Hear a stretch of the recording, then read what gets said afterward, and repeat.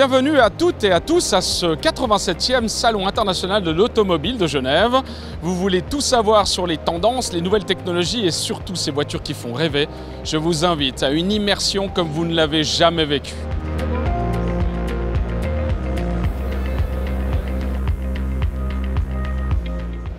Voilà, là je me trouve en fait devant la nouvelle Ibiza de chez Seat.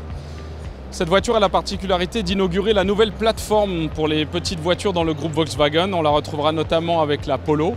Cette voiture a aussi la particularité de proposer des nouvelles motorisations et on voit dans le catalogue progressivement disparaître les tout petits diesels. C'est une tendance du marché aujourd'hui.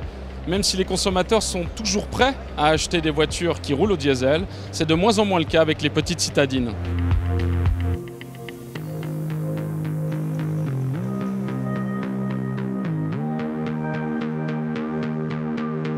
Comme vous pouvez le voir ici, nous avons affaire à un coffre qui fait 1600 litres quand nous avons abaissé les sièges arrière.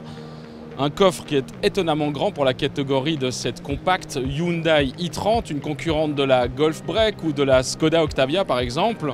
C'est une particularité pour ce segment qui se cherche aujourd'hui des acheteurs puisqu'il est en perte de vitesse par rapport à ceux qui préfèrent les SUV ou les monospaces.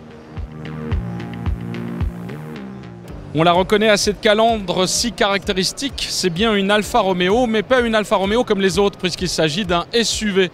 Aujourd'hui, aucun constructeur ne peut avoir une gamme qui prétend toucher ses consommateurs sans un SUV, puisque cela représente près de 1 vente sur 4 en Europe. Cette Alfa Romeo est basée sur une plateforme de la Giulia, qui connaît déjà un bon succès, un bon accueil de la critique. Ce modèle, nous allons le tester nous-mêmes au Touring Club Suisse ces prochains temps.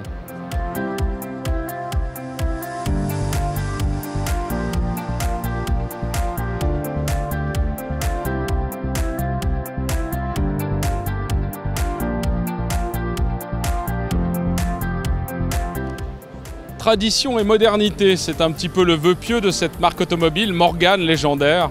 Une voiture plaisir, tout électrique. Et oui, on ne dirait pas, mais quand on regarde cette voiture, on pense à ces vieilles voitures qui nous ont tant fait rêver.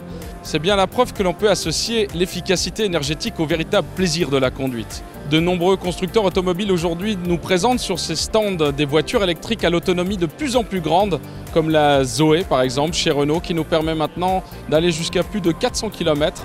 Des chiffres qui sont comparables à son concurrent le plus connu en Suisse, la Tesla.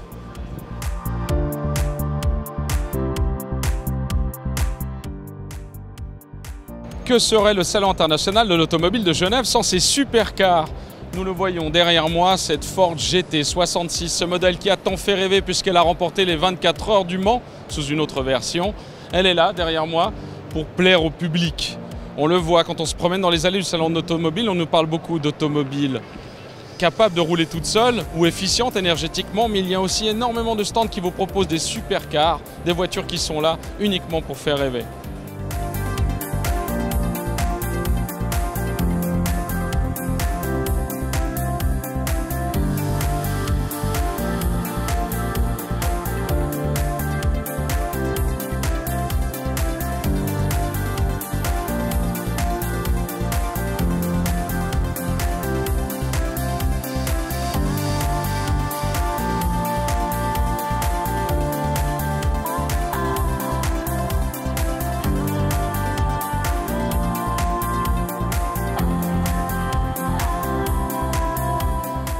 Voilà, j'espère que cette immersion vous a beaucoup plu dans ce 87e Salon de l'Automobile. Je vous invite à y venir personnellement et surtout de ne pas oublier de venir sur notre stand pour y vivre une expérience tout à fait particulière.